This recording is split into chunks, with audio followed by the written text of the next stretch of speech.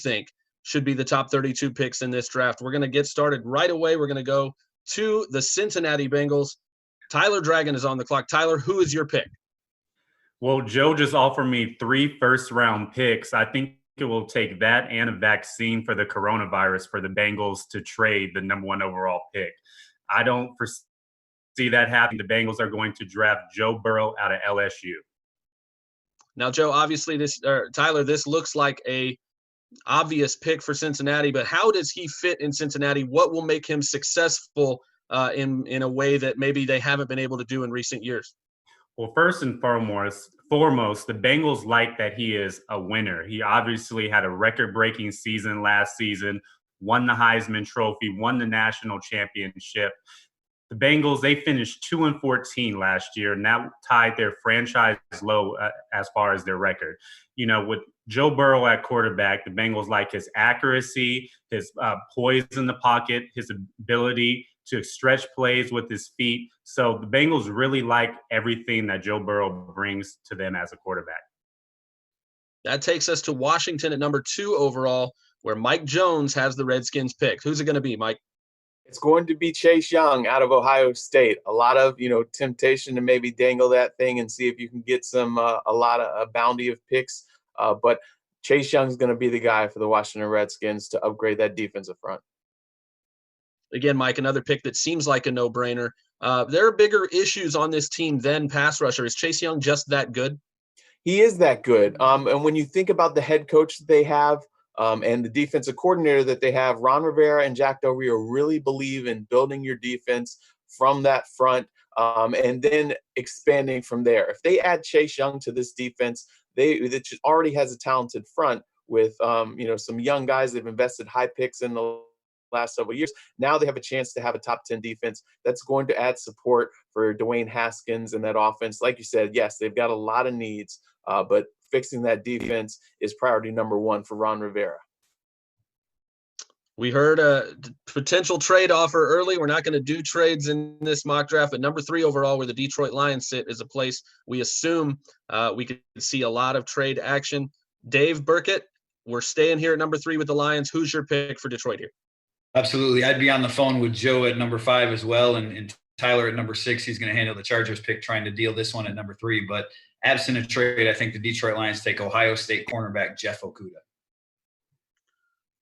Now, this makes plenty of sense. Obviously, the Lions with Darius Slay out the window, but they also brought in another veteran in Trufant. What is it about Okudah's game that makes him worthy of a top 3 pick, even at a premium position at corner? Very rare for cornerbacks to be selected top 3, but I think Okudah fits for a number of reasons. I mean, number 1, he fits the Lions style of play. He's a press man corner. Number 2, he fits the personality that they want in the locker room. He loves football. Number 3, I think he's the best value of a position fit out of Isaiah Simmons, Derek Brown, and of course Okudah, the 3 defensive players I think the Lions consider at number 3. That brings the Giants up at number 4. Art Stapleton is our Dave Gettleman for this draft. Art, who's it going to be for the G-Men here at 4? Luke, am I supposed to pretend that I don't know how to work this right now if I'm Gettleman? Keep the act up, Art. Keep the act up. I think the Giants, like the Lions, would like to move back. Gettleman made that very clear with a conference call with the Beat a couple days ago. But without a trade, I think the Giants go with Jedrick Wills, offensive tackle, Alabama. Now, we see the first tackle go off the board. This is a class where you have 4 offensive tackles at the top of the board. Any of the 4 could really make a strong case to be this pick. Why is it Wills over the rest of those guys? I think, like you said, you could spin the wheel and you'll come up with a different evaluation of each of the 4 tackles. New head coach Joe Judge, without the traditional pre-draft evaluation process with pro days and in-house visits, he made a point of how he's going to be in touch with a lot of his resources in the college game to try to get a feel on whatever prospects are available. With that said, there's no greater influence in the college game on Joe Judge than Nick Saban. So I think if all things being equal, the film works with Wills. He's a guy who can step in at right tackle for this line. And I think Saban's pretty much that exclamation point of saying, you know what, this is the guy. I think Joe Judge and the Giants kind of sign off and say, we've got an offensive lineman now that we can rely on for the next 8 to 10 years. Joe Shad, you're up at number 5 with the Dolphins. We joked about a trade up the board earlier. We're not making one, but do you still end up with the guy you wanted here at number 5? This is the moment Dolphin fans have been waiting for so long. And who will be their franchise quarterback? We're going to go with Tua Tagovailoa of Alabama. Tank for Tua comes full circle. Now, Joe, it's the first of 3 first-round picks. Obviously, you have to take the most important position, but you do maybe have a debate there at quarterback between Tua and Justin Herbert from Oregon, who we've heard a lot of buzz about, maybe the Dolphins being more interested in him. Is this more your opinion of what you would do, or do you really think there's something to the Dolphins' feelings separating these 2 quarterbacks? I think the Dolphins are having a difficult time separating Justin Herbert and Tua Tagovailoa, but in the end, the general manager, Chris Greer, has the final say, and I think he'll go with the player who has the better college tape, the guy who's shown more accuracy, the guy who's shown more poise under pressure, the guy who's shown better instincts. This franchise tore it down to the studs for Tua, and I picked Tua for them. Can't argue with the pick. We're going to go back to Tyler Dragon for the 6th pick. The Los Angeles Chargers are on the board. They need a quarterback. They need a lot of other things. Tua's off the board. Do they still find themselves a franchise quarterback here with this pick, Tyler? Well, the Chargers are quietly hoping the Dolphins go with Justin Herbert instead of Tua. But since the Dolphins selected Tua, the Chargers will go ahead and draft Justin Herbert to be their next franchise quarterback. Now, Tyler, you've got a veteran bridge quarterback in Tyrod Taylor already there in Los Angeles. He gives you that buffer, but you're also drafting a quarterback that's as experienced as any in this draft. Went back to Oregon for his senior year, polished his game, won the Rose Bowl. You know, what is it? How early, I guess, do you see Justin Herbert being able to take that starting job away from Tyrod Taylor? You know, Herbert has all the measurements to be a great NFL quarterback. He's 6'6". He has a rocket arm. He's mobile. He has everything you need to be a productive NFL quarterback. He just had a down season last year for his standards and what expectations were for him in Eugene. I do think he's a better option than Tyrod Taylor. We know what we see from Tyrod Taylor. He's a bridge quarterback. He's middle of the road, middle tier quarterback in the NFL. I believe the Chargers will go ahead and start Justin Herbert. He'll beat out Tyrod Taylor if there is a training camp. That brings the Carolina Panthers up at number 7. Jory Epstein is on the clock with that pick. Who is going to Carolina? That would be Clemson linebacker Isaiah Simmons. Now, I don't think there's a team across the league, Jory, that's undergone more of a transition in terms of the roster, the coaching staff, than the Carolina Panthers this season. So many iconic players, Cam Newton, Luke Kuechly, are gone. What is it about this pick that kind of starts that train moving in the new direction for Coach Matt Rule and the Panthers?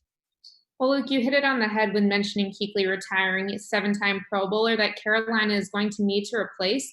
And we've already seen Matt Rule's commitment to versatility with the record-breaking extension to Christian McCaffrey. Now we've got Simmons coming in on the defense to provide a bunch of different skills and really kick off the defense in the Rule era.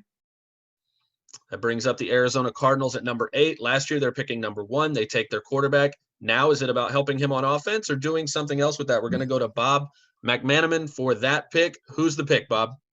Well, I can't believe it's gone this way. Yes, I can. I think the Cardinals would have loved to have their hands on Isaiah Simmons, but they'll go defense here, even though 3 of the best ones are gone. They're going to go with Derek Brown, the big D tackle out of Auburn. And they're going to – Now, Bob, you've spent a number 1 pick on a franchise quarterback. You brought in DeAndre Hopkins at wide receiver. Oh. A lot of people, I think, would look at this and assume this is a situation where the Cardinals could go offensive tackle to continue to help your quarterback. But what is it about Derek Brown that makes him just as much of a help to a young quarterback in that offense? Well, I think if you ever heard of the name Aaron Donald, and he plays in this division with the Cardinals, you add the next coming maybe of that kind of player, and you're talking a lot of damage who's going to destroy a lot of other quarterbacks. I think you can help your quarterback by playing great defense. This team hasn't had a disruptive guy in the interior line since Calais Campbell, and that was a few years ago, man. They need to replace that. Now, as much as they probably could use a tackle, they don't really need one right away. They re-signed their left tackle, DJ Humphries. They bring in back both right tackles on 1-year deals from last year. The one thing that they could do is trade out of this and grab a wide receiver, which Kyler Murray would really love. I don't think they need a tackle. I agree with some of our folks here that these tackles, you just can't tell which one really is good. And they're all kind of bunched up together. And if they're really, top 10 talent in other people's eyes. The Jaguars are now up for their first of 2 first-round picks. We're going to go to John Reed for this pick.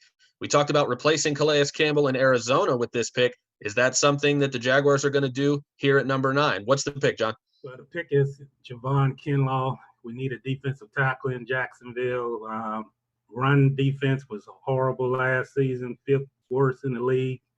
This kid is that's what we're looking at. Now, John, this is a fan base that may be getting tired of watching their team pick defensive linemen in the first round over and over and over again and still needing to replace them. Is this more a place where you feel comfortable doing that, knowing you're picking again at 20 and you have a lot of picks in this draft to address those needs, particularly on offense? Yeah, that's true, but also omitting the mistakes that we've not picked right players in the past, like Taven Bryan. But, potential-wise, you have to feel where your biggest need at. And this, the Jaguars franchise has made mistakes by always looking to get the best available, but not getting the player that they need to get, not just looking at best available, but looking at the biggest need. And the biggest need, they got to stop the run better. For the defense to get better, that's what they have to do. And obviously, Derek Brown is someone that we would looking at and probably be on the phone discussing that with Arizona or Carolina. I could definitely see that happening. We're going to round out the top 10 with the Cleveland Browns. Nate Ulrich is on the board. I think the board falls very nicely for a team that needs an offensive tackle, but we've seen a couple surprises already. Nate, who's going to be the pick here for Cleveland? The pick's going to be Mekhi Becton, left tackle from Louisville, and the Browns, because of the logistical challenges of this virtual draft, became locked into this pick before the report of a flagged drug test surfaced. Now, that aside, just talking about the players on the field, we still only have 1 offensive tackle off the board. You've got 3 there. What separates Becton on the field from the other 2 guys who are in this conversation here? Well, the Browns have been looking for that left tackle since Joe Thomas retired a few years ago. And Joe Thomas thinks that Mekhi Becton is the best fit for the Browns. So that's good enough for the Browns. And I think that his lateral movement skills really fit that wide zone blocking scheme that Kevin Stefanski is bringing to Cleveland. So if the flag drug test isn't a deal breaker for the Browns, this would make a lot of sense. If it is, Andrew Thomas from Georgia could obviously be the pick here too. We're going to go to number 11, the New York Jets. Andy Vasquez is on the clock. Who is going to the Big Apple? Well, this is a tough choice for the Jets simply because they have so many needs all over the board. But I think they're going to go with Tristan Wirfs of Iowa, offensive tackle. Now we see the offensive tackle class at the top starting to dwindle down. What do you like about Wirfs over maybe Andrew Thomas of Georgia? And what are some of the other prospects there that you really strongly considered at those other positions? When you look at what happened to the Jets in free agency when they lost Robbie Anderson, their top receiving weapon, they only have 1 established receiver right now, Jamison Crowder. So it makes it really tempting to go for a CeeDee Lamb here. But in the end, it's just with 2 offensive tackles left on the board, I think they'll like Wirfs better. He's a little bit bigger, more established. He can be a guy who can be that tackle for Sam Darnold to protect him for the next decade, perhaps. And that's just something they can't pass up because helping Sam Darnold with a tackle like this could have a bigger impact on him than giving him a wide receiver right now. And I think that's what they're going to think in this spot. That puts Carlos Monarez on the clock for the first of 2 picks for the now Las Vegas Raiders. Carlos, who is going to be the first pick heading to Las Vegas under this new era? Well, with the 12th pick in the NFL draft, Las Vegas, maybe the Oakland, maybe the Bakersfield Raiders, they will select Oklahoma wide receiver CeeDee Lamb. Now, Carlos, much like the offensive tackles, there are a few wide receivers at the top of this class, all of whom could kind of make a strong case to be the first one off the board. What makes you think that Lamb is the better fit over both the Alabama guys, Jerry Jeudy and Henry Ruggs? Yeah, I think that one thing that helped Lamb was he was kind of doing it on his own. I mean, I think with Alabama, you had a lot of different things going on in that system. 2 pro caliber receivers definitely helped. Great offensive line, pretty good quarterback, obviously. But CeeDee Lamb is just, he has that prototype, that fast, slippery, makes guys miss, does stuff after the catch with the ball. He just kind of fits that old Al Davis mode of fast receiver, fast, flashy guy. Obviously, they missed out on Antonio Brown with that experiment last year, so they need somebody to throw the ball to. This 13th pick now belongs to the San Francisco 49ers, the defending NFC champs, via trade with the Indianapolis Colts. Nate Davis is going to make this pick for the 49ers. Who's it going to be, Nate? Well, this is a pick we got from the Colts in exchange for a defensive tackle, DeForest Buckner. Could think about replacing him, but, Derek Brown long gone and Javon Kinlaw didn't make it to us. So, the 49ers needed more offense in the Super Bowl. So we're going to go ahead and take Jerry Jeudy to supplement our offensive attack and replace Emmanuel Sanders. Nate, what gives Jeudy the edge here over a faster, maybe more explosive playmaker in his teammate, Henry Ruggs? Yeah, can't really go wrong either way, but I just like Judy's route running, the precision that he can bring to Kyle Shanahan's playbook. And you pair that precision and very good explosiveness for Jeudy too, along with Deebo Samuel and George Kittle. You've got quite an array of pass catchers the next couple of years, and Judy's probably not going to see many double teams there with Kittle around. That brings the Tampa Bay Buccaneers on the clock at number 14. They have Tom Brady at quarterback now, but who are they going to add with the 14th pick? Let's go to Mark Daniels for this pick.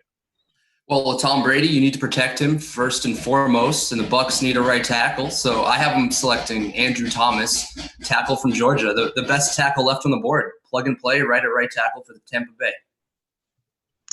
Now, it's an interesting fit for the Bucs because they probably need a right tackle more than a left tackle. But I don't know about you, Mark. I see Andrew Thomas as good enough to maybe even challenge Donovan Smith on the left side. How do you feel Thomas brings long-term stability to maybe even the left tackle spot? Right. He may very well be the Bucs left tackle of the future. He's insanely talented. There are a lot of people, though, who say, he could probably play either side right away. So for the short term, you plug Andrew Thomas in the right side. For the long term, you probably have your left tackle for the future. And, they're set up to protect Tom Brady for at least the next 2 years. At number 15 overall, we've got the Denver Broncos. Sal Mayorana is on the clock. Sal, who's it going to be for Denver? Well, I would think that ever since the Jets went on the clock at number 11, John Elway has been holding his breath. There's 3 top receivers available in this draft. 2 have already gone right where the run we figured was going to start. So John Elway would be very happy to take Henry Ruggs of Alabama with the 15th pick. Now, Sal, you could make the argument that Ruggs is probably a better fit for what Denver actually needs than the 2 guys that went ahead of him. How happy would they be to add him, and what would he bring to the offense that's missing right now? Well, I think they're going to be thrilled. Look, Cortland Sutton stepped up last year, became a true number 1 guy, but they have nobody else. They've got 4 of the guys that are holdovers from 2019 who have caught 55 balls total. Denver was one of the worst teams in the league in terms of big plays. I think they ranked 25th in pass receptions of 20 yards or more. So Ruggs, obviously the fastest receiver in this draft, a dynamic deep weapon, exactly what Drew Lock is going to need to help round out that passing game. Now, Sal, I want to keep you for just a second because you cover the Bills. Obviously, they don't have a first-round pick, but they spent it to fill their biggest need on offense and get a star wide receiver in Stephon Diggs. How comfortable do you think Bills fans are with that swap, and what are the positions that you think they could target on day 2 when they actually start making picks? Yeah, I think the Bills fans are very happy. Look, Stephon Diggs, it becomes their first-round pick. Brandon Beane even said that in a conference call last week. He's on a 4-year deal, which is what you would give a rookie anyway. So they're in real good shape there. They get a guy they can plug and play. If they had drafted a receiver in this spot, which was a big possibility before they traded, Beane made the point that, look, with this crazy offseason, it might be tough for a rookie receiver to get on the field right away. So the Bills are thrilled that they get Diggs. When they pick in the second round, I still think their biggest need is edge rusher. Their top 3 edge rushers are going to be 30, 32, and 33 years old at some point during the regular season. They've got to get younger. So I would think edge rusher would be the way they go in the second round at number 54. All right, we're going to finish off the first half of the first round with Pete Doherty and the Atlanta Falcons. Who is going to go to Atlanta here at this pick? Quarterback C.J. Henderson from Florida. Now we see a huge gap here, Pete, between the first corner off the board at number 3 and the second corner off the board here at number 16. why is this a big need right now for the Falcons? And are you thrilled to kind of get the second corner in this draft outside of the top 15? Oh, yeah, I think they'd be really thrilled. In fact, if this is the guy they have targeted, which have been some reports that it is, you could see them even moving up to get him. Thomas Dimitroff has traded up 5 times in the first round over his time with the Falcons. And there are some scouts and teams who think that Henderson's at least as good as Okudah. So if he's still there on the board at 16 and they can get him there, I would think they'd be thrilled. We're going to start off the second half of the first round at number 17, the Dallas Cowboys. We bring back Jory Epstein. Jory, who is going to head to Dallas with the 17th pick? That would be LSU's Kayvon Chaisson. Now, again, another big gap between edge rushers here coming off the board. You got Chase Young really early, Kayvon Chaisson, who wore that number 18, which is a real sign of honor and pride at LSU. What does he bring to that Dallas defensive front that they don't have right now? He brings the piece that they need to complement DeMarcus Lawrence. Right now, the Cowboys are kind of hedging their bets on suspended players, including Randy Gregory and Aldon Smith. That's great if they come back, but you can't rely on players like that on the defensive line. He'll help against both the run and the pass and make life a little bit easier for the Cowboys linebackers. The Miami Dolphins are back on the clock at number 18. We bring back Joe Shad. You've got your quarterback at number 5, Tua Tagovailoa from Alabama. You now make another pick. You've got 3 of them. Who's it going to be joining Tua in Miami at number 18? You know, Luke, the Dolphins must emerge from this first round with a starter at left tackle. And the best pass protector on the board is Josh Jones of Houston. All right, Joe. So you obviously need a tackle here. There are some other areas of need, but what is it about Jones that makes him worth a top 20 pick and worth, going ahead and making sure that you shore up that important position? You know, it wasn't the highest level of competition for Jones, but he's remarkably athletic. He was really outstanding in terms of not giving up sacks, but also not giving up pressures. The Dolphins would really love to find a way to draft one of the top 4 tackles that went ahead of this pick. But Jones is the best available, and he'll be the guy Miami tabs to replace Laramie Tunsil. Speaking of teams with more first-round picks to spend, we go back to the Las Vegas Raiders. We go back to Carlos Monarrez. Carlos, who is going to join CeeDee Lamb in Las Vegas here in the first round? Yeah, with the 19th pick in the NFL draft, the Las Vegas, maybe Sacramento, maybe Reno Raiders pick Washington quarterback Jacob Eason. Now, this is, in my opinion, the first huge surprise of the first round here. You've still got Jordan Love from Utah State. There are quarterbacks that I think, and even other positions that make a lot of sense here. What is it about Jacob Eason, do you think, that makes him a top 20 pick and the right pick for the Raiders here? Yeah, they could definitely go a lot of different ways here. Linebacker is definitely a need.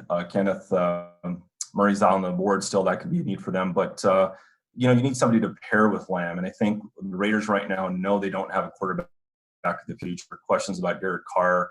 Marcus Mariota is not the future for the Raiders.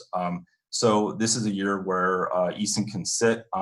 Definitely Jordan Love is an interesting prospect. Kind of took a step back last year. He's more of that option quarterback. And Eason he's 6'6", 250 pounds. He's a huge guy. He's got the biggest arm in the draft. He's total Raiders ready, pro-style fit.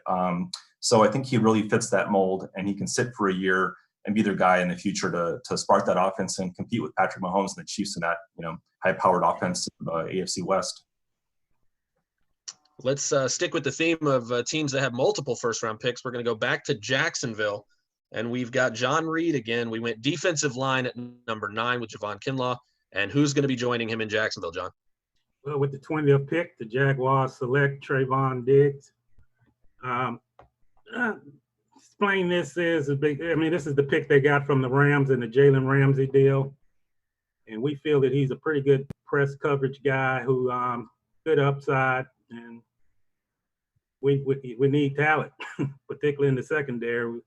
Right now, they only have Trey Herndon and Perry Nicholson, and you got to get more talent. And this kid seems to check all those boxes, even though C.J. Henderson was at the top of the board for the Jaguars.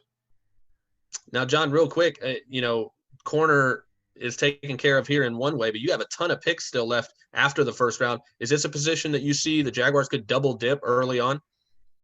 They could, but I mean, I think double dipping would be, I think they need to trade up. I think they need to trade up. Obviously, Okuda, I mean, I don't think that's a possibility, but I think that C.J. Henderson would be. And if that was be the case, we wouldn't need to get Trayvon Diggs. But, I mean, that position, I mean, when you look at what they've had with Jalen Ramsey and A.J. Bouye, even though his production didn't match what it was in 2017, they got to get a guy that could cover number one receivers. And right now on that roster, they lack that. So I wouldn't be surprised if they definitely trade up to try to get a top notch. I mean, particularly Henderson. All right, that gives us Philly at 21, the Philadelphia Eagles. Art Stapleton, we bring you back to make the Eagles pick. Who's going to Philly? Hey, Luke, Howie Roseman could go in a bunch of different directions here. He could move up. He could move down. I think a lot of people are waiting to see, but at the end of the day, I think they go Justin Jefferson, wide receiver, LSU. Now, we talked earlier about how there's a clear first tier of wide receivers with those three guys that are already off the board.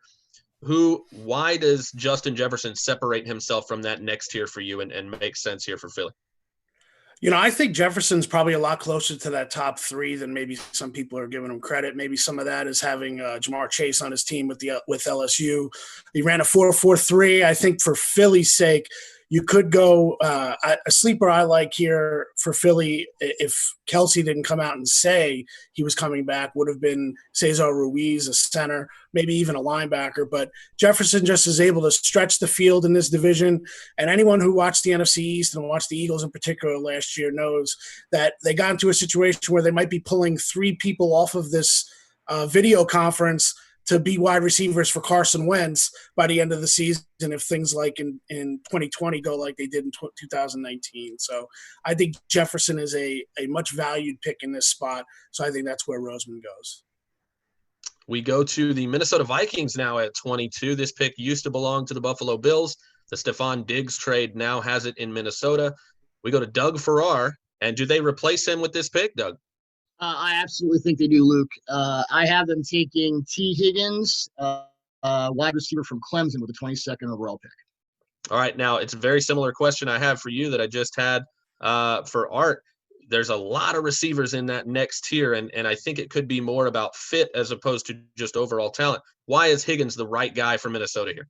Well, you asked Art what separates Jefferson, and I think with Higgins, the answer is separation. He is the best contested catch receiver in this class, bar none. Stephon Diggs was one of the most prolific deep receivers and contested catch receivers for the Vikings over the last few years. They want Kirk Cousins to throw deep, whether he can or not, and that requires catch radius. Higgins has a freakish catch radius. And as far as the deep ball, he caught 15 passes of 20 air yards or more for 6 touchdowns and over 500 yards last season. He's a natural fit in a boot action offense where your quarterback is on the run. He's cutting the field in half. Higgins would be a great addition to this offense. He's not as practiced as Diggs, but he's not a two-route guy either. I think he can fit in pretty much right away. That brings up the New England Patriots at number 23. Tom Brady is gone. Do they replace him at this pick, or do they find another hole to fill? Mark Daniels, we bring you back. Who's going to go to New England? I have them going on defense, actually, with Kenneth Murray, a linebacker from Oklahoma. The Patriots lost Kyle Van Noy and Jamie Collins, who also happened to be 1-2 in the sack department last year for the Patriots. So I believe they need to reinforce their defense early and then address the quarterback position in the later rounds. Now, Mark, I want to keep you for just a second. Jordan Love from Utah State is a name that could go anywhere in the first round, could last till the second round. Is that a conversation that the Patriots have to have with themselves at 23 if he's on the board?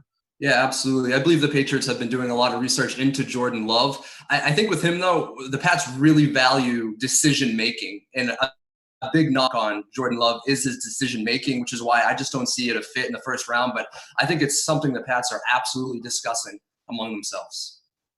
Now, 24 overall, we have the New Orleans Saints, a team that is not yet having to replace their future Hall of Fame quarterback, but will have to do so sooner or later. And we don't know if it happens here just yet, but Andy Vasquez is on the clock with the Saints. Who's it going to be, Andy? Well, I think the Saints have a tough choice as well because they have a need at linebacker. But in the end, I think they go with wide receiver Brandon Ayuk out of Arizona State. Again, a very deep class of wide receivers. We have a lot of guys that are slotted in this late first, early second round range. What do you like about Brandon and what he would bring to this offense?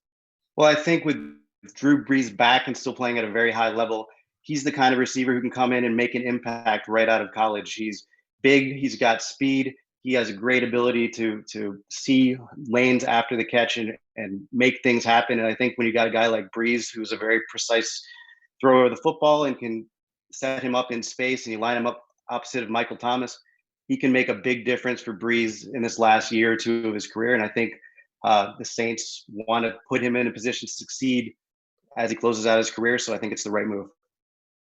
Number 25 overall, we go right back to Doug Farrar for another Vikings pick. Who's going to join T. Higgins in Minnesota here, Doug? Well, the biggest area of need for the Vikings is certainly cornerback after a rather tumultuous offseason at that position. So we're going with Jeff Gladney, cornerback from TCU with the 25th overall pick. Now, Doug, these corners that we've already seen go off the board, Okudah, Henderson, Diggs, they're all the big, physical, long-armed guys. Gladney doesn't have that size in his skill set, but what about the rest of the way he plays the game makes it kind of not matter? I mean, for a Mike Zimmer cornerback, you could say that maybe Trayvon Diggs is the best sort of physical fit, and it would be hilarious if Stephon Diggs' brother came in just as Stephon left for Buffalo. With Gladney, you're looking at a guy who is both aggressive and patient. And Mike Zimmer, Vikings head coach, is one of the best cornerback tutors of his era. I'd put him up there with Pete Carroll and Bill Belichick and anyone else. Gladney has the footwork to hang with receivers in man and match coverage. He can play off, which is really important in Minnesota's cover 1 and cover 3 schemes. Size is an issue to a point, but what you really want in today's game is not so much size as matchability. Can you hang with a receiver? Are you going to get lost at the first, derivation of the route stem? And I don't think he does that. I think he lines up very well with receivers. He's got the vertical ability to play bigger than he is in scouting parlance, and I think he'd be a great fit in Minnesota. Number 26 overall, we have finally the third and final first-round pick for the Miami Dolphins this year by way of the Laramie Tunsil trade with the Houston Texans. We bring back Joe Shad for a third time. Joe, who is going to join Tua? Who's going to join Josh Jones?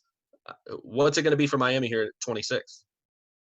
Well, we'll keep the trend of rebuilding the Dolphins offense. They certainly could double down on the offensive line, or they could go edge rusher. But we're going to take the first running back in this USA Today mock draft with Deandre Swift of Georgia.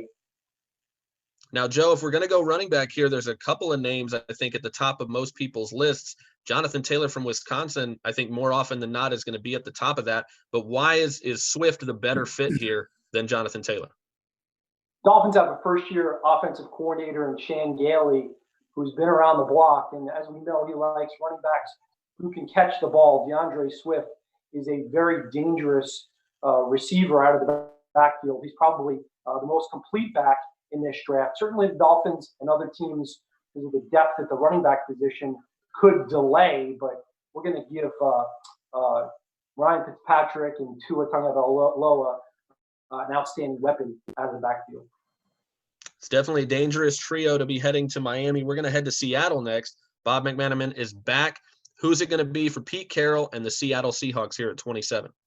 Anybody who knows anything about Seattle and the draft knows that John Schneider is going to trade out of this spot. He's been doing it for years and years and years, 7 or 8 years now. Don't put it past him to do it again. Since we have to make a pick for John Schneider and the Seahawks, we're going to say they fix that defensive line and bring in Yetur Gross-Matos from Penn State. Bob, what do you like about Gross-Matos and how he fits this Pete Carroll defense? Tenacious, just super motor, great hands. He's going to need to add some strength, but he's got instincts that you coach that up and make him a little bit bigger, a little bit stronger, and with the technique.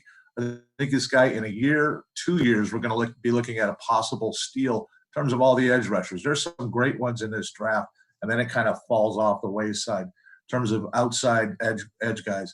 This guy in a year or two could be a superstar in that Seattle defense. They make stars out of anybody. Number 28 overall, we've got the NFL MVP Lamar Jackson and the Baltimore Ravens. Nate Ulrich is making this pick. Who's going to go to Baltimore here at 28? Well, the Ravens are going to add to the defense and pick LSU inside linebacker Patrick Queen. Now, Nate, this is a guy in Patrick Queen who didn't even start the year as a starter for LSU, but by the end of the year was having as big of an impact on that defense as anybody for a national championship team. What did you see from Patrick Queen in that second half of the season, and how do you think he makes an immediate impact for this defense? Well, yeah, he became one of LSU's best defensive players, and he can fly around. He gives the Ravens somebody who can play every down, cover, fly sideline to sideline with that speed. Kenneth Murray's another guy who could be this pick, but the Patriots already took him. He's obviously a more established and proven college player, but the Ravens got to like the upside on Patrick Queen. He doesn't even turn 21 until August. At number 29, we have the Tennessee Titans picking a lot higher than I think a lot of people expected, even when they made the playoffs. Eric Bacharach is making this pick for us. Who's it going to be for Tennessee here at 29? Titans address their biggest need here, Luke, with cornerback from Clemson, A.J. Terrell. Now, with a lot of different corners still available on the board, a lot of different types of corners, what is it about Terrell's game that you think makes him a first-round pick here? I think it's easy to get sort of hung up on his final collegiate performance. He kind of got bullied there in the national championship game against LSU's Jamar Chase. But I think the overall body of work, sort of the collegiate productions behind him. We know John Robinson, Titans general manager, likes to take guys with a lot of production behind them in college. And obviously Terrell matched up against some of the best receivers in college football during his career there. He's a big-bodied corner. 6'1" would be the biggest corner in that room for the Titans. Also ran a 4.42 at the combine. And the Titans need help at corner. They are unlikely at this point to re-sign Logan Ryan, who's still in the open market. They lost LaShawn Sims to free agency. It's a position they have to address. And I think Terrell sort of checks all their boxes. That brings us to number 30, where the Green Bay Packers are picking. Pete Doherty is back to make that pick.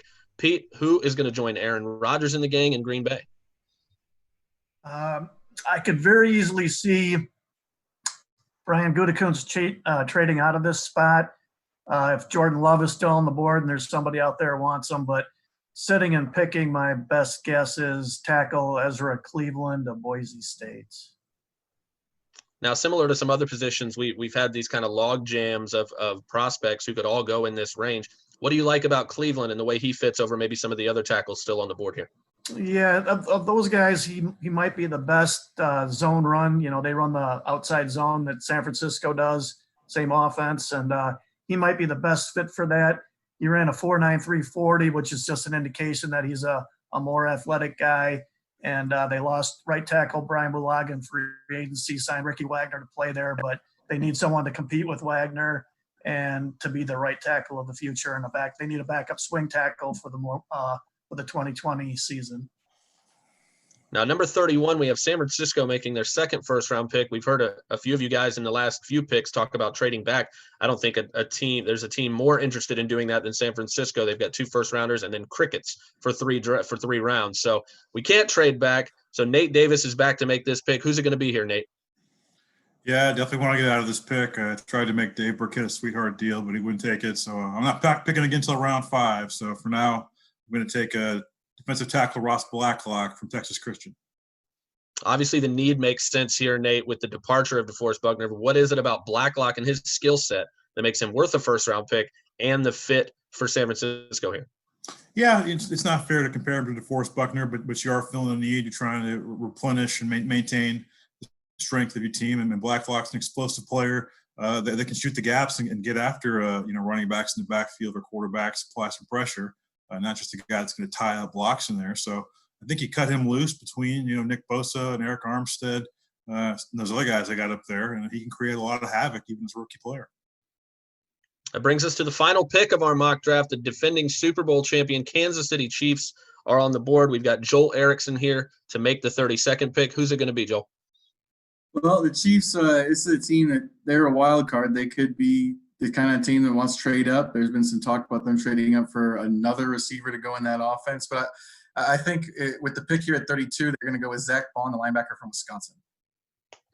Now, Bond, a very, very versatile prospect. How do you see him fitting into that defense? Is he more of an off-ball linebacker, an edge guy? Can you see him doing all of that? Well, I think you look at the linebackers who come out of Wisconsin who've been edge rushers at Wisconsin and kind of moved off the ball. A guy like Joe Schobert in Cleveland. Bond's maybe a more athletic version of that. He can come into Kansas City, he can play off the ball, and then you get the benefit and the added benefit of playing him as a pass rusher too. You haven't seen a lot of inside linebackers do that, but the ones who can be real weapons on defense.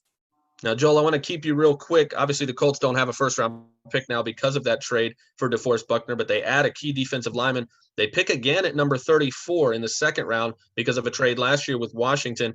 Who are some of the names that you still see on the board here in this scenario that you think Indy could be targeting there at 34?